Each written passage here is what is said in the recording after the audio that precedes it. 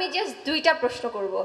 একটা হচ্ছে আমাদের এই প্রকাশ্যে এসে কথা বলার কথা ছিল না, আমাদের ক্লোজ ডোর একটা মিটিং হওয়ার কথা ছিল, সেখানে আমরা আমাদের মতামতটা প্রকাশ করতে চেয়েছিলাম, কিন্তু তারাই যে এতটাই নির্বোধ, তারা আমাদের সাথে কথা বলতে রাজি হলে সেখানে একটা কথা বলে দিয়েছে সদস্য অসদস্য।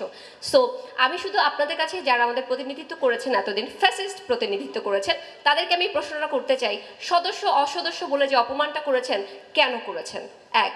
দুই হচ্ছে, তখন যখন আপনারা এই যে গণহত্যা চলছিল দেশে, বৈষম্যহীন আন্দোলন, তখন যে আপনারা যে স্টুডেন্টদের বিপক্ষে যে গরম জল ঢেলে দিতে চাইলেন, তখন যে আলোচনাটা করেছিলেন, আমি একজন শিল্পী সদস্য, শিল্পী সংঘের মেম্বার, আমি তো জানি না তখন আপনারা আলাপটা কার সঙ্গে করেছিলেন, কাদের সাথে বসে করেছিলেন, সেই আলোচনাটা আমরা জানি না কেন? সেই প্রশ্নের উত্তর আপনাদেরকে দিতে হবে। এবং আপনারা যে আমাদেরকে অসম্মান করেছেন, আমরা যে প্রতিটা পদক্ষেপে অসম্মানিত হচ্ছি, অপমান করা হচ্ছে, শিল্পী যে একটা গালি হয়ে দাঁড়িয়েছে, এইটার দায়ভার আপনাদেরকে নিতে হবে এবং অতি দ্রুত আপনাদেরকে পথটাকে ছাড়তে হবে। আর যদি আপনারা না ছাড়েন, তাহলে কিভাবে ছাড়াতে হয় সেটা আমরা দেখব। Thank you very much.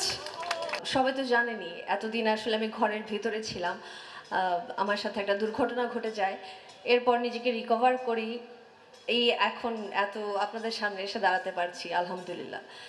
কিন্তু আমার সাথে যখন দুর্ঘটনাটা ঘটে, আমি সবসময় চেয়েছিলাম আমার সংগঠন আমার পাশে থাকবে, একদম যে কোনোভাবেই হোক, আমার সবচেয়ে বড়োভাবে পাশে থাকার মানে আমি যেটা চেয়েছিলাম যে মানসিকভাবে আমার পাশে থাকবে। হ্যাঁ, হয়তো তারা ছিল, কিন্তু আমি লাস্ট পর্যন্ত, আমি খুব শর্টলি বলে যাচ্ছি, আমি ডিটেইলে বলতে চাচ্ছি না। আমি যেটা চেয়েছি যে আমাদের শিল্পীরা, আমরা যখন আমাদের কর্মস্থলে যাই, আমরা কি আসলে নিরাপদ? প্রত্যেকটা শিল্পী, আমি সেই প্রশ্নটাই করেছিলাম যে আমি যেহেতু নিরাপত্তা পাইনি একটা শুটিং হাউসে গিয়ে, তাহলে আমার সহকর্মীরা, আমার কলিগরা যখন তারা তাদের কর্মস্থলে যাচ্ছে, তখন এই প্রশ্নটা আমার মনে আসছে যে আমার সহকর্মীরা কি আসলে নিরাপদ?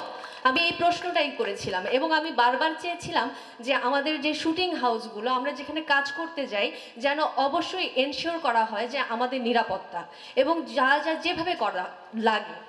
কিন্তু আমি আসলে আজকে আমার অ্যাক্সিডেন্টের প্রায় 2 বছর হতে চললো, আমি কিছুই দেখিনি যে আমার সহকর্মীদেরকে নিরাপদ করার জন্য যে পদক্ষেপ নেওয়া উচিত তার কিছুই হয়নি।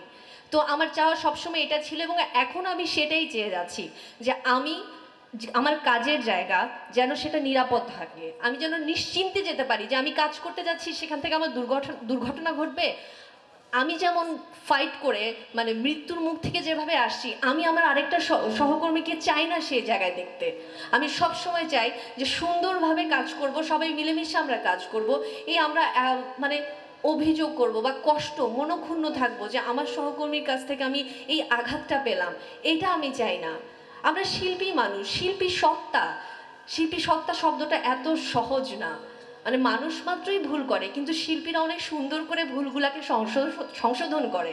তো আমি চাইবো, যেহেতু আমাদের সিনিয়র যারা আছে বা সবাই আমাদের সংগঠনের হোক যারাই আছে, ওনারা অনেক বুঝেন, আমি আসলে কিছুই বুঝি না, আমি অনেক ছোট্ট একটা মানুষ, অনেক নগণ্য, তেমন কিছুই বুঝি না, কিন্তু তারপরেও আমি চাইবো ওনারা যেহেতু অনেক বিজ্ঞ, ওনারা অনেক বোঝেন, ওনারা আসলে এই সুশীল সমাজে আমাদের সবাইকে নিয়ে এই বিভেদগুলো তৈরি না করে, আমি চাইবো সব কিছু সুন্দরভাবে একটা সমাধান করতে হয়ে যাক। এছাড়া আমি আসলে আর কিছুই বলতে যাচ্ছি না।